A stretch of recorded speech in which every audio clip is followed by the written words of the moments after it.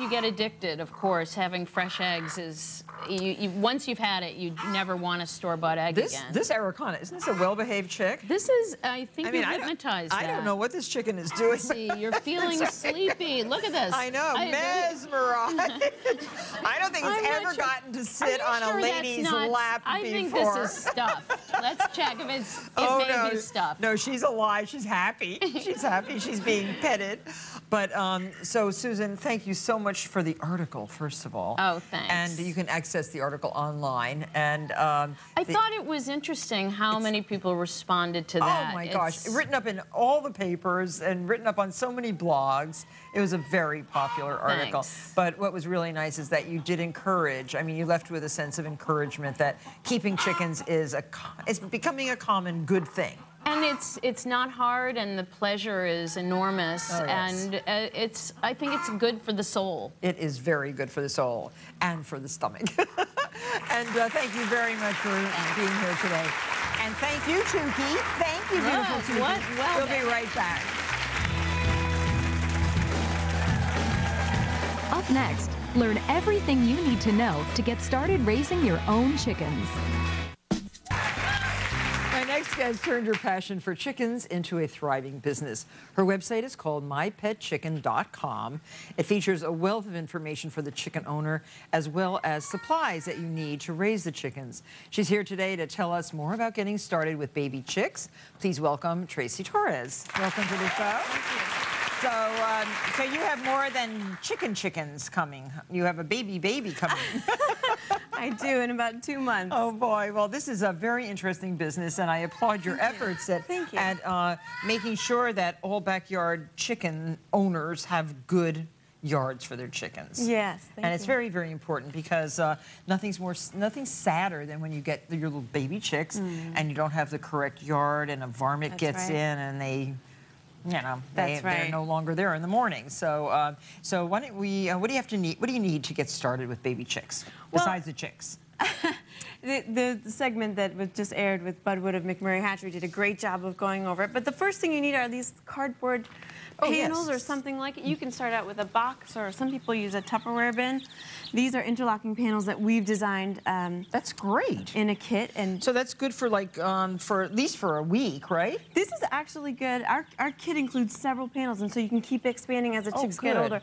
And then when they get to about 4 to 5 weeks of age, you want to put them outside. Okay, so even within my chicken coop, I could put this enclosure. It'll keep them warm and safe. It keeps drafts from getting in. Right. That's that you have to be very careful because these really need a heat lamp. They're always clustered under the heat if it's cool. That's right.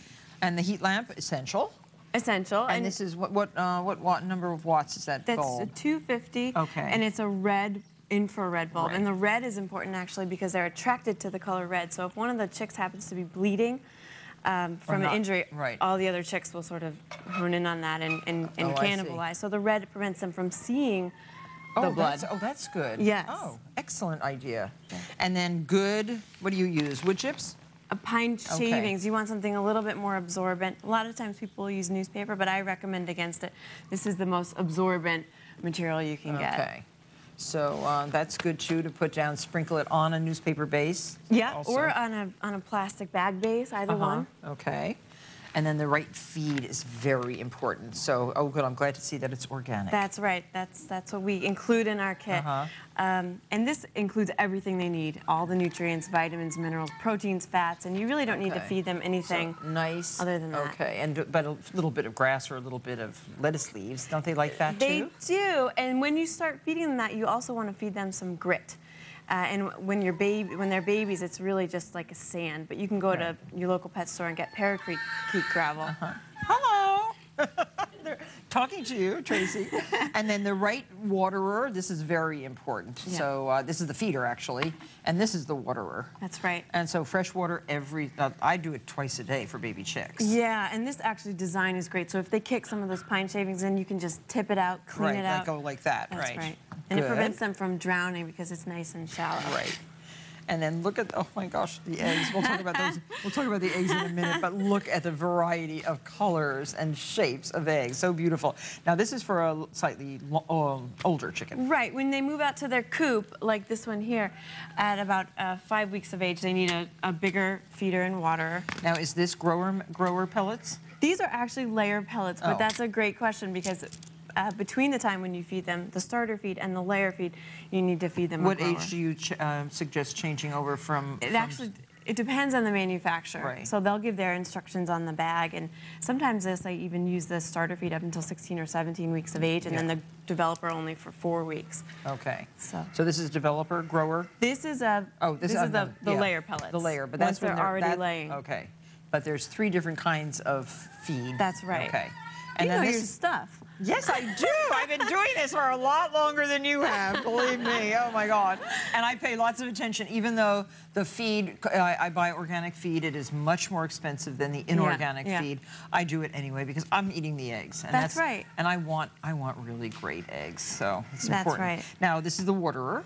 This is the water, and again, just like those, it's designed to minimize waste. Yeah. And you should hang it. It's great for it to be about 6 inches off the ground. Yeah, so that's what you do. You fill inside, and then you just click this back on, and this little contraption keeps the water just at that level. That's right. Yeah, and that's so good, and it's so easy to clean every single day, scrub them out, refill with fresh water, and your chickens have fresh, beautiful water. Yeah, this is great. So what does a starter kit cost? Our starter kit retails for $69. Yeah, that's very reasonable. It's wonderful. I think so. It's not an expensive hobby to get into, depending on how far you want to go with your coop. Now, you bought these eggs. Why don't you tell us what people could look forward to if they get some of your breeds of chickens, because these are so special. What is this one? That is a black copper Moran. Oh, my gosh. It's still very rare in this country. In fact, we have those available for sale on our website, and within 2 weeks of selling them, we sold out through October. I mean, they just went like wildfire. And this one is a slightly redder egg. Now, what's that one? That's a partridge pennadesenka. Oh, pennadesenka. Yes. See, the names are mesmerizing, too. You want one of every chicken. That's what I did the first time. Yeah. I got one of every single one I could find.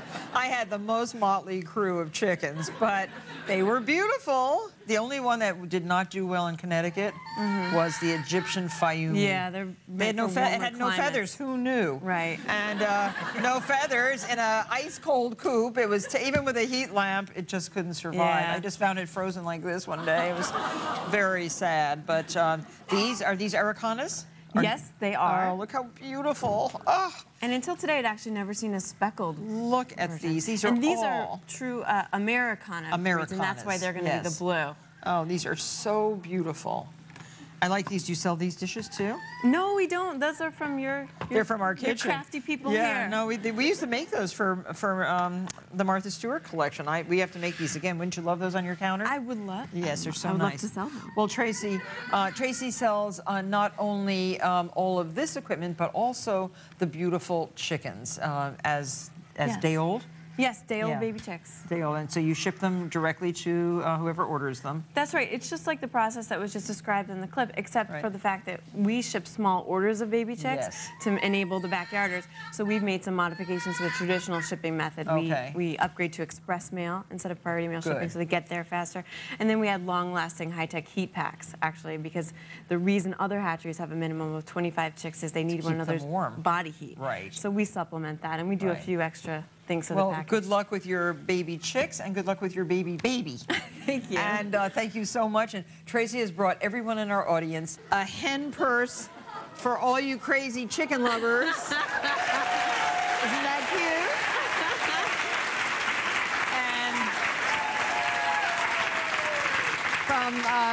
And she sells this on her website, MyPetChicken.com. And Story Publishing is giving everyone the Story's Guide to Raising Chickens and a pocket full of poetry. We'll be right back. Enjoy. So great.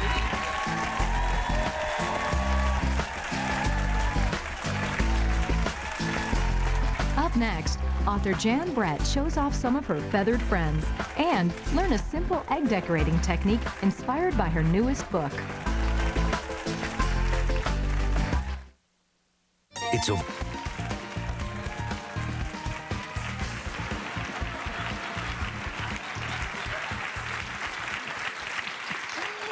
back to our chicken show. I hope you caught that little picture of Joey Kohler. Are you laying eggs, Joey?